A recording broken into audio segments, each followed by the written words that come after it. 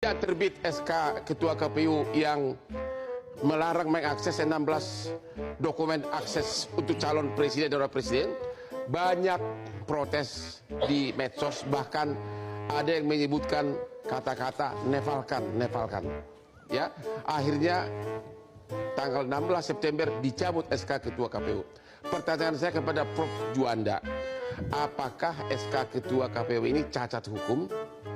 Kelihatannya Ketua KPU dan timnya ini adalah lagi kebingungan. Ya.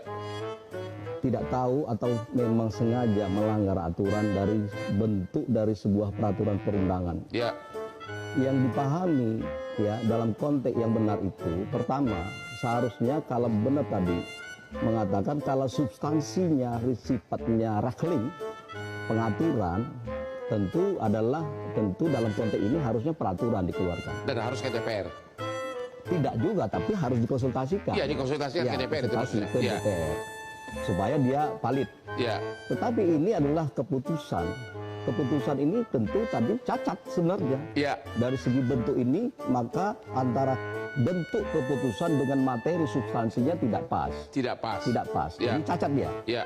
Kemudian yang kedua adalah persoalan saya lihat di sini adalah terlihat benar bahwa KPU ini tentu tidak teliti, tidak cermat, ya, sehingga dia melakukan tindakan-tindakan hukum yang melanggar aturan. Ya. Kalau ditanya dari segi hierarki peraturan perundangan, jelas adalah yang kita tahu Undang-Undang Dasar dan sampai kepada peraturan yang terbawah itu kan, termasuk sebenarnya peraturan KPU itu harusnya di situ letaknya kalau dia mau benar. Ya. Yang kedua adalah persoalan dia kenapa tidak cermat.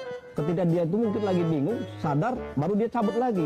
Ya. Ini kan tidak pas dalam konteks penyelenggaraan pemerintahan yang baik. Ya. Nah inilah saya kira ini perlu kita dorong mungkin dari DPR untuk memanggil dan saya kira rekomendasi untuk pemecatan, pemberhentian. Rekomendasi untuk pemecatan Ketua KPU. Harus melalui ini, pemecatan itu harus melalui DKPP. Bukan, artinya ini kan DPR ini sebagai pengawas. Setuju. Itu yang penting. Saya mengusulkan bukan itu, Prof.